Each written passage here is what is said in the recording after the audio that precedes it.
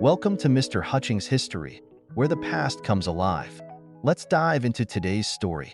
Welcome back, everyone, for another deep dive with us. Today, we're going beyond those courtroom battles of the civil rights movement and really exploring, how those activists took the fight for equality to the streets. We've got a really insightful episode here from Mr. Hutchings History. It's called New Civil Rights Organizations, Expanding Tactics Beyond the Courts. And I think it's going to be fascinating to unpack this with you. Maybe picture this. Kids facing down police dogs and fire hoses just to demand basic rights. I mean, that's the kind of courage that we're going to encounter today as we learn about the strategies of groups like the SCLC, SNCC, and CORE. Yeah, it's incredible to think, while those landmark legal victories like Brown v. Board of Education were so important, they weren't the whole story. Imagine winning this massive Supreme Court case and then seeing states just openly defy it. The South's resistance to desegregation really set the stage for bolder, more direct action approaches. Yeah, it's like you win this huge battle in the courts. Yeah. And you think, okay, we're finally making progress. But then reality hits. Yeah. It just goes to show you that sometimes laws on paper just aren't enough. You need people who are willing to put their bodies on the line to force the issue and demand that those laws actually be upheld. Exactly. And that's where these new organizations born out of that Montgomery Bus Boycott really changed the game. They understood that, change doesn't always trickle down from the top. Sometimes you have to ignite it from the ground up. Right. But before we get into those new tactics, let's rewind a bit. Yeah. We need to understand the role of the NAACP, which have been championing civil rights through legal battles for decades. Absolutely. The NAACP, with those legal giants like Thurgood Marshall at the helm, they really laid the groundwork. Their strategy was meticulous and really focused, challenged the segregation laws in court one case at a time, and they scored some major victories, with Brown v. Board being just the pinnacle of that. Yeah, Brown v. Board was huge. But as our source makes clear, the NAACP's legal focus, while essential, had its limitations. It's like they were playing chess while everyone else was playing a whole different game. Yeah. I mean, how frustrating would it be to win in the Supreme Court and then see southern states just dragging their feet, inventing loopholes, or just flat out ignoring the ruling? Yeah, that's a great point. And that's exactly where the SCLC, led by Martin Luther King Jr., steps onto the scene. They recognized those limitations and embraced a very different approach. Nonviolent direct action, inspired by Gandhi. Think about the Montgomery Bus Boycott. It was a really powerful example of collective action.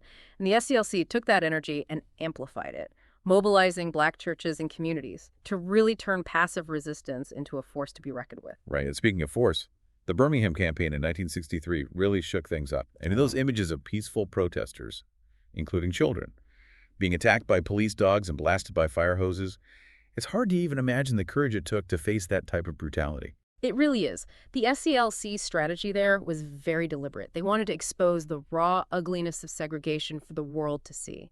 And with those images being broadcast on national television, they forced the issue into America's living room. Public opinion shifted, and the pressure on the government just became immense. Yeah, it's like they understood the power of imagery in a way that the courts alone just couldn't achieve. Yeah. Those searing images became a catalyst for change. Much more so than any legal document ever could. Precisely. And while the SCLC focused on mobilizing those large groups, another group, SNCC, took a very different route. Grassroots power. Born out of those incredible student-led sit-ins, SNCC believed in a decentralized structure, one where the power flowed from the bottom up. They weren't about having one charismatic leader calling the shots. They were about empowering those local communities to fight for their own liberation. Yeah, our source really dives into the philosophy of leaders like John Lewis and Ella Baker.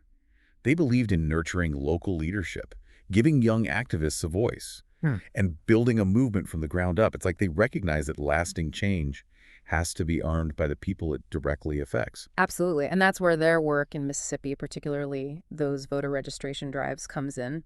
SNCC understood that political power starts with the ballot box. But in Mississippi, Black people were systematically denied that right, so they faced incredible dangers, intimidation, violence, even death, to challenge that disenfranchisement head-on. The Freedom Summer Campaign in 1964 is just a chilling example. They brought in hundreds of volunteers, mostly young people, to help register Black voters, knowing full well the risks they were taking. It's both inspiring and heartbreaking to think about the courage it took to stand up for what's right, even when facing such brutal opposition. Absolutely. Their efforts, along with those of countless others, paved the way for the Voting Rights Act of 1965. SNCC demonstrated that change doesn't always come from legislative halls or courtrooms. Sometimes it erupts from the heart of communities, fueled by the unwavering commitment of ordinary people willing to risk everything. It's amazing how SNCC managed to tap into that grassroots energy. Mm-hmm. Organizing in places where the SCLC, with its more centralized structure, just might not have been as effective. It's like they were two sides of the same coin, each playing a crucial role in pushing the movement forward. Exactly. And speaking of pushing boundaries, that brings us to CORE, Right. the Congress of Racial Equality. They were all about confronting injustice head on. And their audacious freedom rides are a testament to that. Okay, let's unpack this for those who might not know. The freedom rides involved black and white activists traveling together on buses through the Deep South. They were deliberately challenging those segregation laws that everyone knew were still in place, even after the courts had ruled them illegal. Right. It's important to remember the context here. In 1960, the Supreme Court ruled in Boynton v. Virginia that segregation in interstate bus and train stations was unconstitutional. But you know what? Many southern states just ignored the ruling. So Cora decided to call their bluff. They organized these freedom rides to expose that gap between the law and reality. It wasn't just about testing compliance. It was about shining a spotlight on the hypocrisy and the danger that black people faced every day just trying to travel. Yeah, and the violence they encountered was absolutely horrific. Think about it. A bus firebombed in Anniston, Alabama. Brutal beatings in Birmingham and Montgomery. I mean, these activists were putting their lives on the line to expose the truth. Yeah, the source really paints a vivid picture of the danger and the fear these riders faced. Can you imagine knowing that just stepping onto a bus could mean getting beaten or worse? It's mind-blowing to think about the courage it took to keep going. It really is. And you know, their courage forced a reckoning. Those images of burning buses, of bloodied activists, were broadcast across the country and around the world. The Kennedy administration could no longer turn a blind eye. CORE's strategy of direct action worked. They forced the federal government to step in and enforce the law. It's like they understood the power of bearing witness, of making the invisible visible. And by putting themselves in harm's way, they brought the issue of segregation to the forefront of the national conversation in a way that legal battles alone just couldn't do. Absolutely. CORE's actions were a masterclass in strategic activism. They recognized that sometimes you have to provoke a crisis in order to force change. And in this case, they strategically used the media to amplify their message and put pressure on those in power. So we've seen three distinct approaches to fighting for civil rights. The SCLC's focus on mass mobilization, SNCC's grassroots organizing, and CORE's bold direct action campaigns. They were all interconnected, each playing a crucial role in dismantling segregation and pushing for equality. But it wasn't just about tactics, was it? These organizations also brought different interpretations and philosophies to the movement. You're right, and historians have wrestled with how to understand these different approaches. Our source mentions 4 schools of thought, and I think it's worth highlighting one in particular, the radical perspective. Okay, tell me more about that. What makes the radical perspective stand out? Well, this view argues that groups like SNCC and CORE, with their focus on grassroots organizing and direct action, were really instrumental in pushing the movement beyond just those goals of integration and legal equality. So they were looking at the bigger picture, at those systemic issues that went beyond just desegregating schools and buses. Exactly. The radical perspective suggests that these groups were laying the groundwork for future movements like Black Power, which demanded a more fundamental restructuring of power and resources. They saw integration as just one step towards achieving true liberation. That's a really interesting point. It suggests that even within the civil rights movement, there were these different visions of what equality meant and how to achieve it. It wasn't just a monolithic movement with everyone on the same page. Absolutely. There were tensions, disagreements, and evolving ideologies within the movement. And, you know, understanding those nuances helps us appreciate the complexity of this period in history and the lasting impact of these organizations. They didn't just change laws, they changed the very fabric of American society. Yeah, it's incredible to think that actions like riding a bus or sitting at a lunch counter could spark such a powerful movement for change. And to your point, it wasn't just about, achieving legal equality. It was about challenging those deeply rooted systems of oppression and demanding a more just and equitable society for all. And that's something that continues to resonate today. I mean, think about it. The tactics pioneered by these organizations, nonviolent direct action, grassroots organizing, using the media to raise awareness, they're still being used by social justice movements all over the world. It's like their legacy lives on in every march, every protest, every act of resistance against injustice. Yeah, like a ripple effect.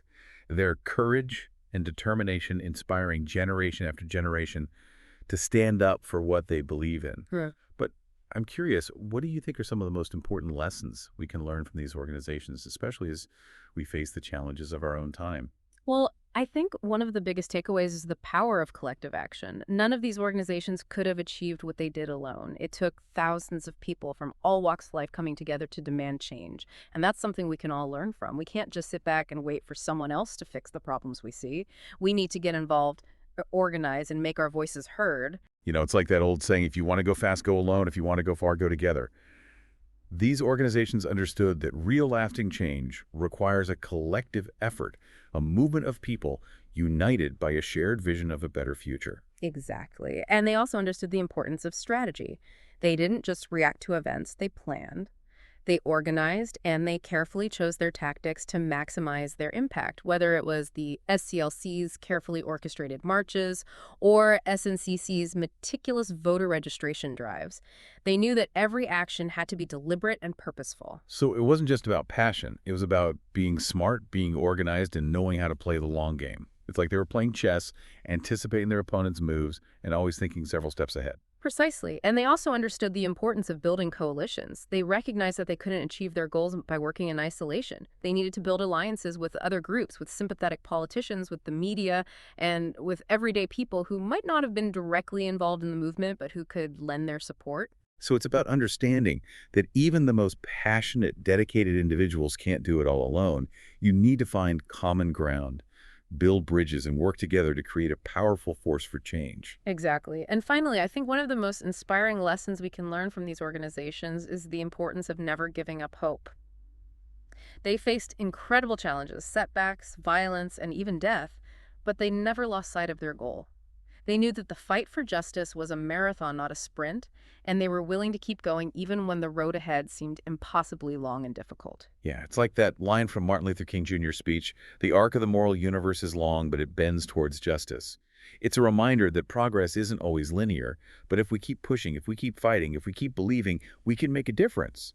Absolutely, and Yeah. that's a message that's as relevant today as it was back then. We face enormous challenges in our own time.